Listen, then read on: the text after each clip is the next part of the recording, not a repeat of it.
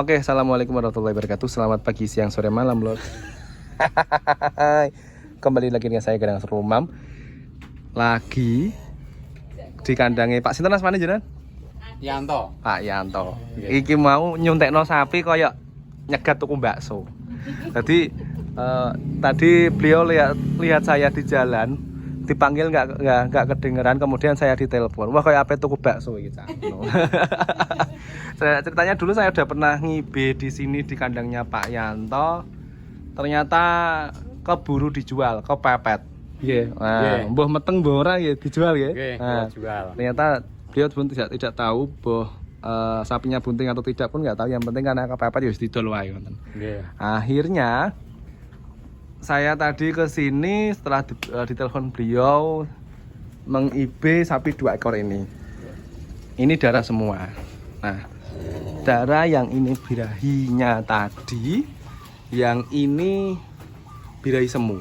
Jadi kelihatan birahi tapi tidak terlalu birahi. Ini contoh lendirnya agak sedikit tapi dari sini.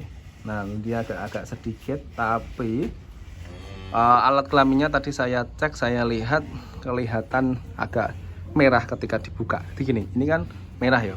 Ini kan merah ya. Nah, ketika sapi birahi itu walaupun akan ada alat kelamin yang agak hitam. Nah, ketika dibuka itu, kayak itu yang merah itu, kayak ketika itu dibuka itu, dia akan memerah dan ototnya kelihatan. Urat ototnya akan kelihatan. Karena sapi birahi itu detak jantung aliran darahnya itu akan lebih tinggi daripada sapi yang tidak birahi. Nah, makanya sapi itu ketika tahu birahi dan tidak, tak suruh membuka atau membeliak, coba melihat di urat di uratnya, di urat itu, urat alat kelaminnya gitu, di vaginanya. Nah, lanjut itu kemudian saya IB 2 ekor ini, saya IB simental dan ini simental, ini semuanya darah posisinya. Ini semuanya berupa 2 ekor adalah darah semua, siap IB. Dan setelah sapinya kemarin dijual, dulu ngingoni pinten Pak jenengan Pak? 5 ekor ya?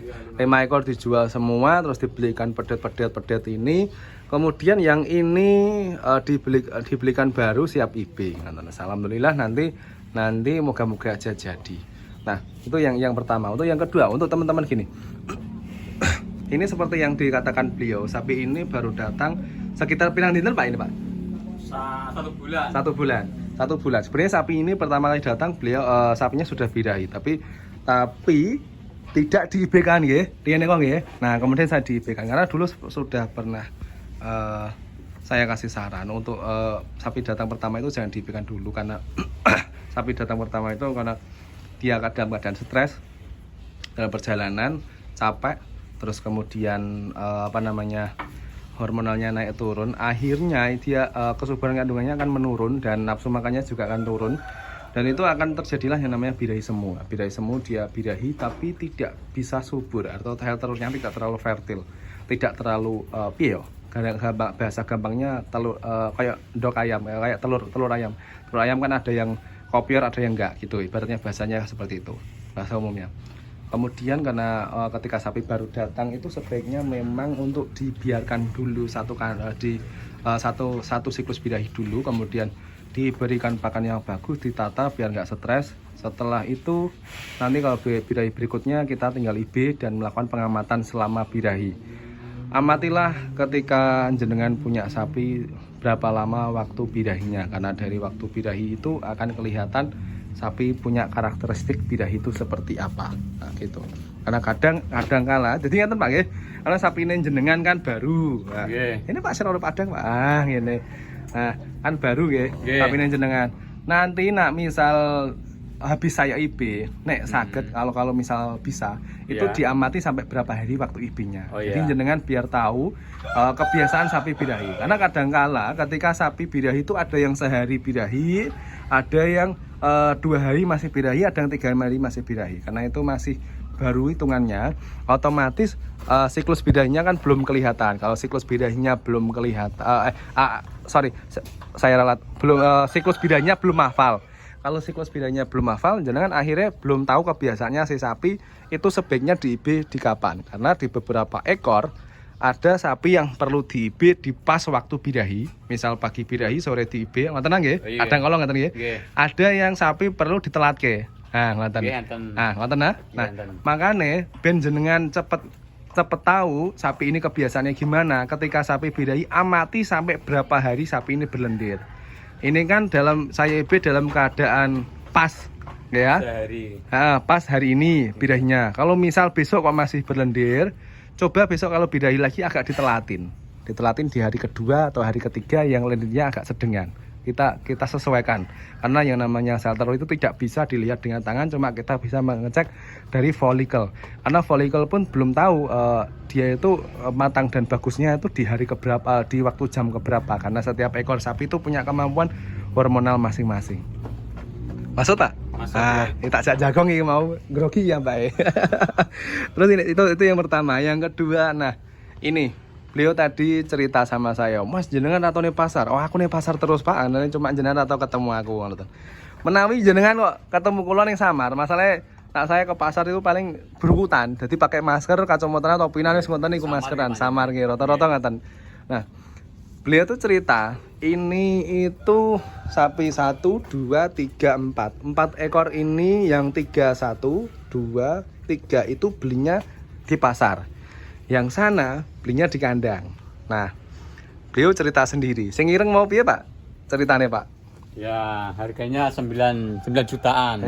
Murah apa kelarangan Pak? Ya saya kira ya mahal. Kemahalan ya. Nah rata-rata ning kandang kok alasannya mahal Bu? Orang tunggal ya? Nggak ada yang lain apa gimana? Nggak ada yang lain. Oke. Jadi kurang lebihnya kalau beli di kandang itu seperti itu. Ketika ketemu bakul atau penjual kandang yang setiap penjual kandang itu kan punya tarif dan punya prediksi atau punya perhitungan sendiri untuk mencari untung. Ada yang mencari untung begitu tipis, ada yang mencari untung agak tebelan juga ada.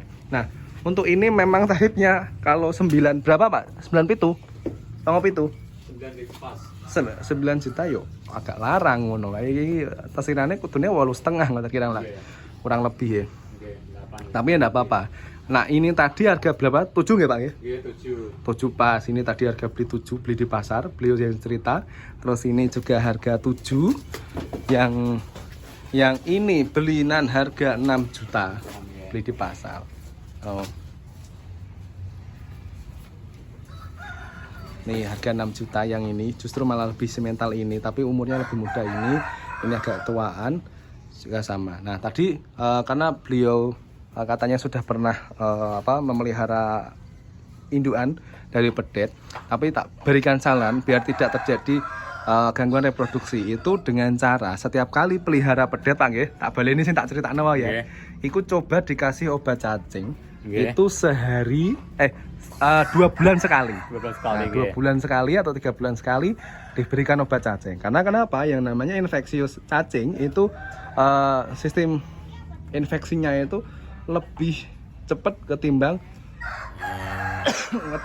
penyakit yang lain. Karena ketika jenengan ngaret yang namanya larva cacing atau sel telur cacing itu yang namanya di alam itu akan tetap nempel di hijauan. Ketika sudah nempel di hijauan itu akan mempermudah lagi untuk menambah infeksi. Makanya untuk pedet saya memang taraf waktunya pemberian obat cacing itu tak perpendek. Umumnya itu kan 3 bulan Pak, 3 bulan sekali. Saran saya umumnya itu kan 3 bulan secara teori. Tapi kalau menurut pengalaman saya untuk pedet itu sebaiknya 2 bulan sekali dengan dosis sapi pedet. Nah untuk mereknya yang penting buat pedet mawon. Nah, buat sapi. Ampun obat jangan obat cacing buat orang, karena obat cacing buat orang itu kurang bagus. Ngaten. Kurang lengkap untuk penyerangan nih.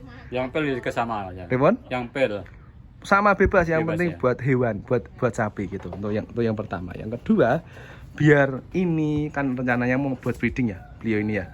Itu coba untuk tetap diberikan mineral Pak, dicomborannya Pak, atau dipakane atau dipongkole atau dijoane. Sehari cukup kasih setengah sendok lah. Gampangane misal jenengan memberikan pakan ini setengah sendok, sini setengah sendok, sana setengah sendok, semua setengah sendok. Tapi untuk yang besar-besar kasih sendok. Karena apa Pak? Dari mineral itu mengke pertumbuhannya biar lebih bagus. Itu yang pertama. Yang kedua biar mempersiapkan alat reproduksinya ben subur, hormonnya ben apik. Jadi Sompena pas wayah sudah siap IB itu sapinya subur semua. Kalau sudah subur semua ya insya Allah mugo-mugo ya sekali IB dadi. Dongane kan ngoten ya.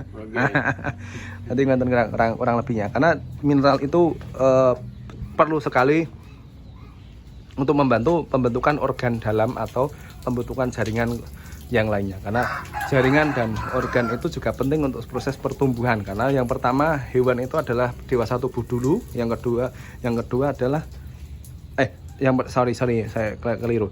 Yang pertama dewasa kelamin dulu, yang kedua adalah dewasa tubuh. Karena ketika sapi sudah cukup birahi tapi dia belum dewasa tubuh, akhirnya untuk pertumbuhannya pun tidak bisa semaksimal kayak sapi yang sudah siap dewasa tubuh gitu. Karena yang ketiga karena bulunya jegrek semua, itu biasanya kalau jegrek kayak gini itu kekurangan mineral. Itu umumnya kekurangan mineral jegrek ini. Nah, jegrek itu bulunya kusam, gimbal, itu biasanya kurang mineral yang pertama. Yang kedua itu sapinya cacingan. Terus kalau ciri-ciri sapi kurang mineral itu dia tidak mengkilap. Untuk bulunya yang ini agak bagusan dia mengkilap. Kalau ini kan nggak mengkilap.